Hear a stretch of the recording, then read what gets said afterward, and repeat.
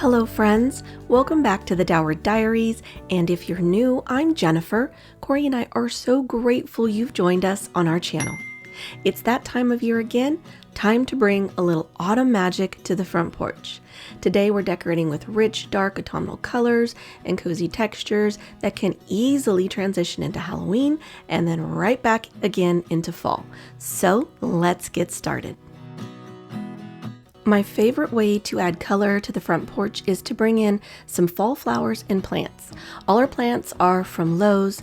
Now I wanted to keep things a bit minimal this year only because in years past we have lost our fall decorations to high wind and storms that have blown through. I thought this year we could keep things to where we could move them inside the garage if we needed to. We picked up some new planters from Lowe's as well, and I really love the color and texture of them. They are resin or maybe plastic, I'm not sure, but they are very lightweight and easy to move. The easiest way I've found to coordinate florals is by purchasing the ones that have an assortment of flowers and plants all in one container. We usually just divide them up and add them to our planters. It saves us from buying 10 different single plants, and I've never actually figured out the cost, but I'm pretty sure it's a money saver too. Now these did go into shock the first day we planted them, only because we were having a heat wave. It always seems to work out that way when we decorate the porch, but they did snap out of it in a few days. We also bought some mums for our hanging planters. These are a variegated variety with pink, orange, and white flowers. I thought they would be really pretty on our porch and add more of that fall color. Also, I wish I had picked up more of the coconut fiber baskets for our planters. The ones we have look really rough. I'll have to remember when I'm out next spring.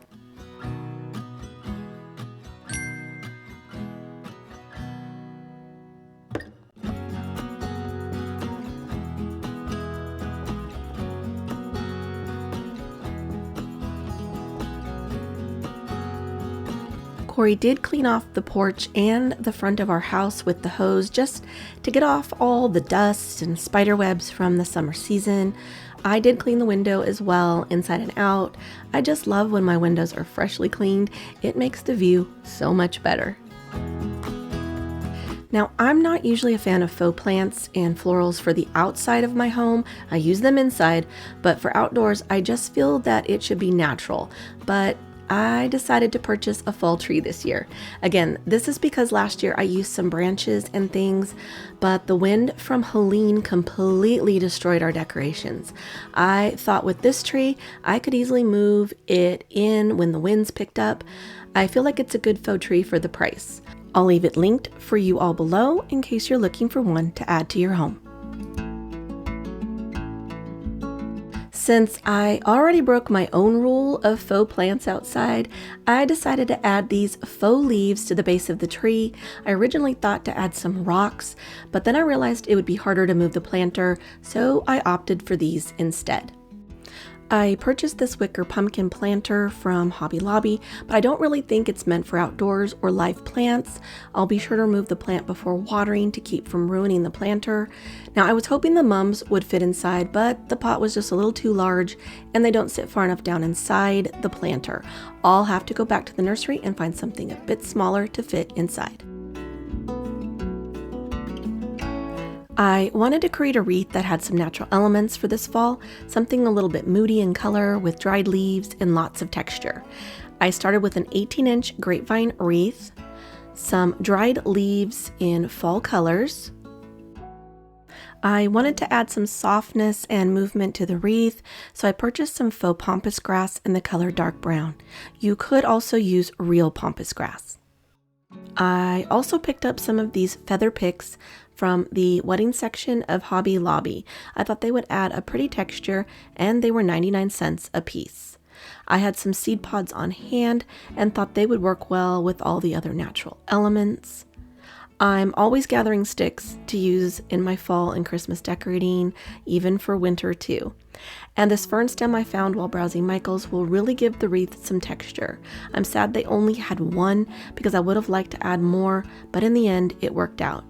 Now for some color, I'm going to use a blue-green eucalyptus stem I had already on hand. And last, I plan to add in these florals that have a dried appearance. Again, you can certainly use dried florals, but this is what I already had.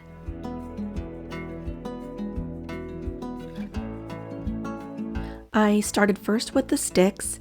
Now I wanted them to splay away from the wreath to give it some dimension.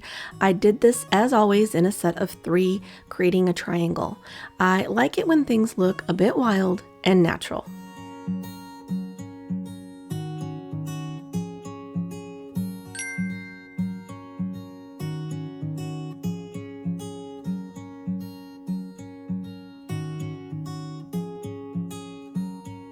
I then moved on to the fern leaves, although I should have added the pampas grass first. I just made sure to keep the fern leaves visible by tucking the pampas grass behind it. I also wanted to create one area up at the top of the wreath to be a focal point, so I added extra elements to this section. I also wanted it to be a bit off-center. I placed each element, depending on how many I had of each one, randomly throughout the wreath. I just go with what is visually pleasing to my eye. I also made sure to place them either toward the center of the wreath or away from the center. I also made the focal point the start of the wreath, attaching all other elements in a downward movement until they met at the bottom. I always have to remind myself where I've decided the wreath will hang from to keep that as my guide for placing all the different picks.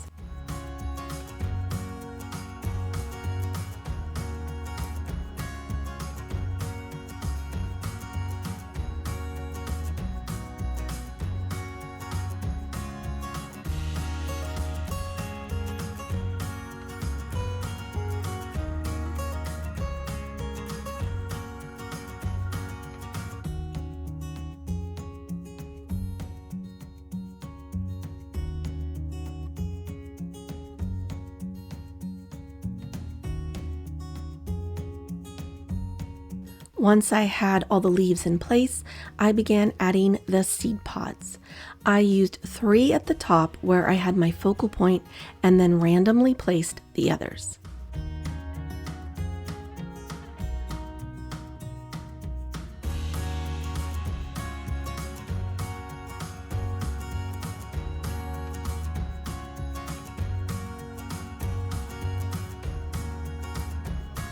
Now you certainly could leave the wreath very monochromatic, but I really wanted to add some color, so I'm going to be using this blue-green eucalyptus.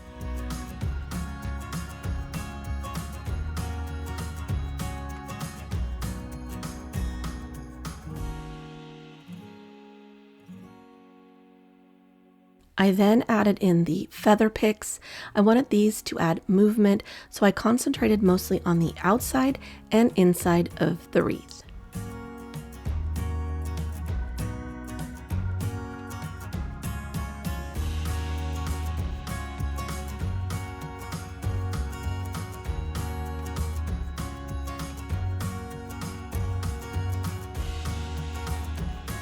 The final touch was the florals.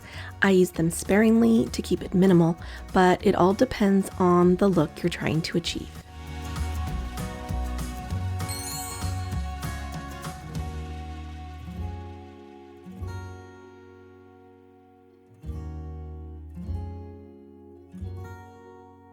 I absolutely love how the wreath came together. It adds just the right amount of fall color and mood to the front door.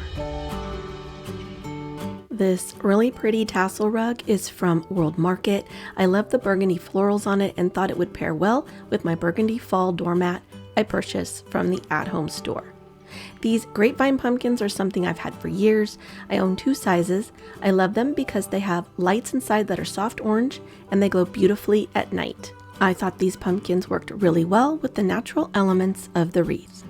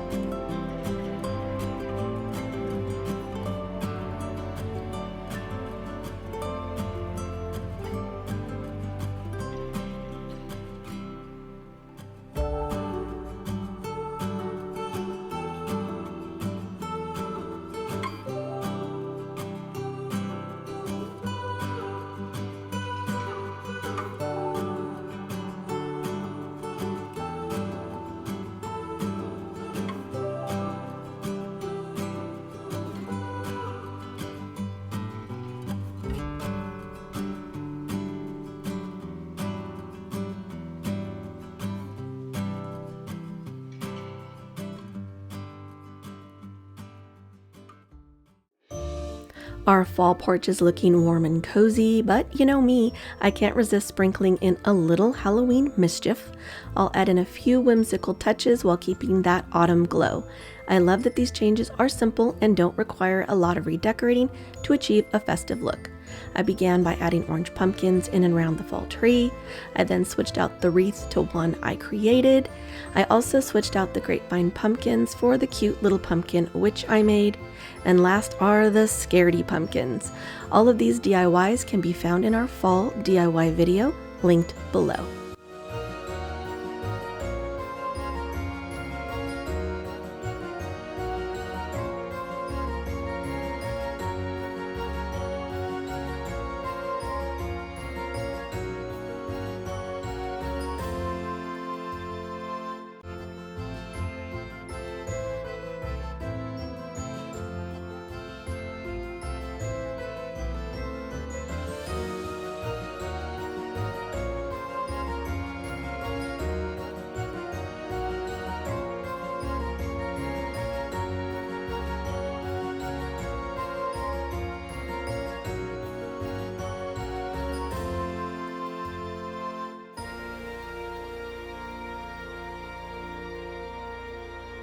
I'm so thrilled to finally have our front porch ready to welcome fall and Halloween with cozy charm and a touch of festive fun.